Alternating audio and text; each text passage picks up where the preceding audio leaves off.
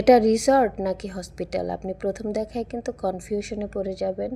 এত সুন্দর নাকি হসপিটাল থাকে, তাও আবার বাংলাদেশে। হসপিটালের পাশে আবার ফুচকার দোকান, তার পাশে এত সুন্দর নদী এবং হচ্ছে গিয়ে রোগীরা কিন্তু তাহলে ডক্টর আসতে লেট করুক কিংবা রিপোর্ট দিতে দেরি করুক না কেন, কোনো সময় বিরক্ত হবে না।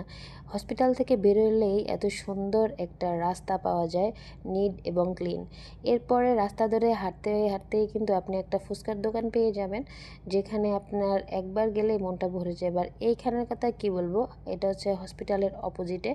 মাশাআল্লাহ, দেখুন কত সুন্দর ভিউ।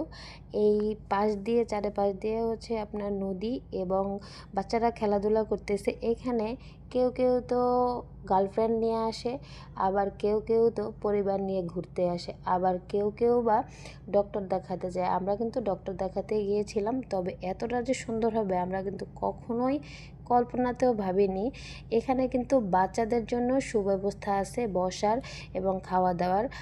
আর এই সাইটটার কথা কি বলবো, জাস্ট অসাধারণ। আপনারা যদি এই জায়গাটা চিনে থাকেন অবশ্যই কিন্তু কমেন্ট সেকশনে জানাতে ভুলবেন না।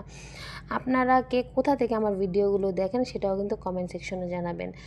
এখানে দেখতে পাচ্ছেন বাচ্চারা যে খেলাধুলার একটা বিনোদন স্পট, এই বাচ্চা নিয়ে গেলে কিন্তু হসপিটালে অনেক সময় বিরক্ত করে।